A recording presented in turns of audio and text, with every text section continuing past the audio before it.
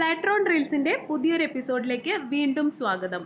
ഇന്നത്തെ നമ്മുടെ റെസിപ്പി ഇൻസ്റ്റൻ്റായി ചെറുപയർ വെച്ച് ചെയ്തെടുക്കാവുന്ന ഒരു ഹെൽത്തി ആയിട്ടുള്ള ദോശയുടേതാണ്. പ്രോട്ടീൻ റിച്ച് ആയിട്ടുള്ളതും അതുപോലെ തന്നെ അരിയാഹാരം ഉപേക്ഷിച്ച് ഡയറ്റ് എടുക്കുന്നവർക്കുമൊക്കെ ട്രൈ ചെയ്യാവുന്ന ഒരു റെസിപ്പിയാണിത്. അപ്പോൾ നമുക്ക് റെസിപ്പിയിലേക്ക് പോകാം. അതിനായി 1 കപ്പ് ചെറുപയർ സോക്ക് ചെയ്തെടുക്കണം. ഞാനിപ്പോൾ ഇത് ഓവർനൈറ്റ് സോക്ക് ചെയ്ത് എടുത്തിട്ടുള്ളതാണ്. ഏകദേശം ഒരു 4-5 മണിക്കൂർ സോക്ക് ചെയ്തെടുത്താൽ തന്നെ ചെറുപയർ നന്നായി അരച്ചെടുക്കാൻ പറ്റും. ഓവർനൈറ്റ് സോക്ക് ചെയ്യാനായിട്ട് വെക്കുമ്പോൾ പിന്നെ ആ കുതിർത്ത വെള്ളം അരയ്ക്കാനായിട്ട് ഉപയോഗിക്കില്ല. നന്നായി കഴുകി കളഞ്ഞതിന് ശേഷം പുതിയ വെള്ളത്തിലാണ് അരച്ചെടുക്കുന്നത്. ഇനി ഇത് അരയ്ക്കുന്നതിന് മുൻപ് കുറച്ച് ഇൻഗ്രീഡിയൻസ് കൂടി ചേർക്കേണ്ടതുണ്ട്. അത് ഏതെല്ലാമെന്ന് നോക്കാം.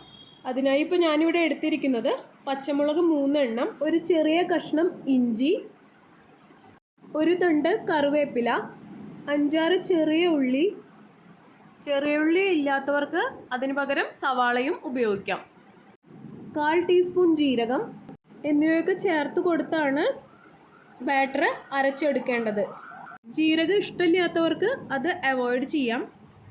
അതുപോലെ തന്നെ എരിവിൻ്റെ അളവ് ഓരോരുത്തരുടെയും ഇഷ്ടത്തിനനുസരിച്ച് കൂട്ടുകയോ കുറയ്ക്കുകയോ ചെയ്യാം. ദോശയ്ക്ക് എക്സ്ട്രാ ക്രിസ്പിനെസ് കിട്ടാനായിട്ട് ഒരു 1/4 ഗ്ലാസോളം അരിയോ അല്ലെങ്കിൽ ഒരു 2 ടേബിൾ സ്പൂൺ അരിപ്പൊടിയോ ചേർത്ത് കൊടുക്കാം. മല്ലിയില ഇഷ്ടമുള്ളവർക്ക് അത് ചേർത്ത് കൊടുക്കാം.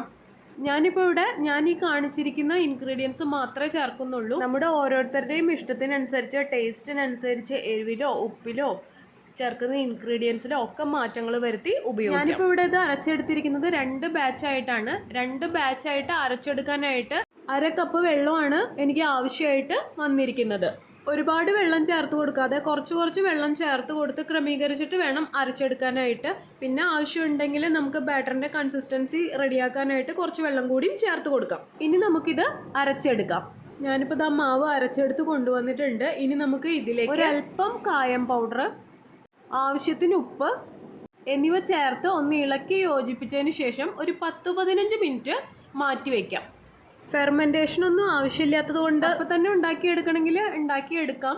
പക്ഷെ ഞാനൊരു 10-15 മിനിറ്റ് വെച്ചിട്ടാണ് എപ്പോഴും ചെയ്തെടുക്കാറുള്ളത്. മാവിൻ്റെ കൺസിസ്റ്റൻസി ഓക്കെ ആക്കാനായിട്ട് ഞാനൊരു 1/4 കപ്പ് വെള്ളം കൂടി ഇതിലേക്ക് ആഡ് ചെയ്തിരുന്നു. അപ്പോൾ ഞാൻ ടോട്ടലായിട്ട് എടുത്തിരിക്കുന്നത് 3/4 കപ്പ് വെള്ളമാണ്. 15 മിനിറ്റ് ആയിട്ടുണ്ട്. ഇനി ഒരു പാൻ വെച്ച് പാൻ ചൂടായതിനു ശേഷം ഫ്ലെയിം മീഡിയത്തിലേക്ക് വെച്ച് മാവ് ഒഴിച്ച് പരത്തണം. എൻ്റെ തവി എന്ന് പറയുന്നത് ഒരു ചെറിയ തവിയാണ്. ഞാനതിലൊരു 1.5 തവി മാവ് എടുത്തിട്ടുണ്ട്. ഇത് സാധാരണ ദോശ പരത്തുന്നത് പോലെ തന്നെ നമുക്ക് ദോശ പരത്തിയെടുക്കാം. മീഡിയം ഫ്ലെയിമിൽ വെച്ചിട്ടാണ് നമ്മൾ ഈ ദോശ ചുട്ടെടുക്കേണ്ടത്. ദോശ പരത്തി കഴിഞ്ഞതിന് ശേഷം നമുക്ക് ഇതിലേക്ക് ഒരല്പം എണ്ണ സ്പ്രിങ്കിൾ ചെയ്ത് കൊടുക്കാം. ഇനി ഈ ഓയിൽ ദോശയുടെ എല്ലാ ഭാഗത്തും ആവാനായിട്ട് നമുക്ക് പാൻ വെച്ചൊന്ന് ചുറ്റിച്ചു കൊടുക്കാം. ഇനി നമുക്ക് ദോശ ബ്രൗൺ ഷെയ്ഡായി തുടങ്ങുന്നത് വരെ ഒന്ന് വെയിറ്റ് ചെയ്യാം. അപ്പോൾ ആ ദോശയുടെ ഒരു ഭാഗം നല്ല ബ്രൗൺ ഷെയ്ഡായി വന്നിട്ടുണ്ട്. നമുക്കിതൊന്ന് മറച്ചിടാം. ദോശ മറച്ചിടാതെ അങ്ങനെ തന്നെ വേണമെങ്കിൽ നമുക്ക് സെർവ് ചെയ്യാം. പക്ഷെ ഞാനെപ്പോഴും ഒരു എക്സ്ട്രാ ക്രിസ്പിനെസ്സിന് വേണ്ടി ഒന്ന് മറിച്ചിട്ട് ഒരു 1 മിനിറ്റോളം രണ്ടാമതും കുക്ക് ചെയ്തതിന് ശേഷമാണ് റോൾ ചെയ്ത് എടുക്കാറുള്ളത്.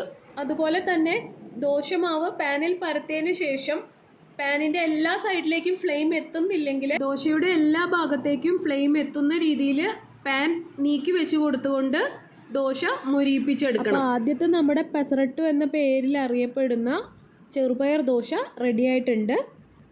അടുത്ത ദോശ ചെയ്തെടുക്കുന്നതിന് മുന്നേ തവയുടെ ചൂട് ക്രമീകരിക്കാനായിട്ട് ശ്രദ്ധിക്കണം. അതിനായി കുറച്ചൊരു വെള്ളം അതിലേക്ക് സ്പ്രിങ്കിൾ ചെയ്ത് കൊടുത്തതിന് ശേഷം ദോശ പരത്തിയെടുക്കണം.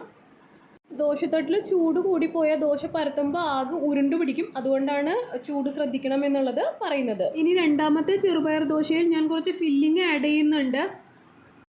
ഫില്ലിങ്ങിനായി ഞാൻ എടുത്തിട്ടുള്ളത് ഗ്രേറ്റ് ചെയ്തിട്ടുള്ള ക്യാരറ്റും കുറച്ച് ഒണിയൻ ചോപ്പ് ചെയ്തതുമാണ്.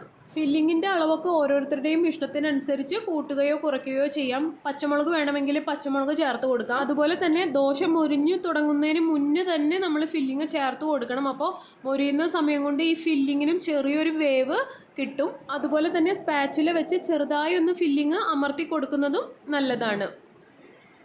ഇപ്പോൾ ദോശ നന്നായി ക്രിസ്പിയായി വന്നിട്ടുണ്ട്. നമുക്കിതൊന്ന് മടക്കിയെടുക്കാം. അങ്ങനെ ഒരു ഭാഗം മടക്കിയെടുത്ത് ആ ഭാഗം ഒരു ക്രിസ്പി ആവുന്ന സമയത്ത് മറ്റേ സൈഡ് കൂടി തിരിച്ചിട്ട് നമുക്ക് ആ സൈഡ് കൂടി ക്രിസ്പിയാക്കി എടുക്കണം. അപ്പോൾ നമ്മുടെ ഈസി ആയിട്ടുള്ള ചെറുപയർ പെസറട്ട് ദോശ റെഡി ആയിട്ടുണ്ട്. നിങ്ങൾക്ക് ഇഷ്ടമുള്ള ചട്നിയുടെ കൂടെ ഇത് സെർവ് ചെയ്യാം.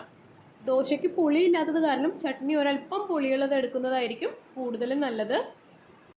ഞാനിത് തക്കാളി ചട്നിയുടെയും തൈര് ചേർത്ത് നാളികേര ചട്നിയുടെയും ഈവൻ സാമ്പാറിൻ്റെ കൂടെയും സെർവ് ചെയ്യാറുണ്ട്.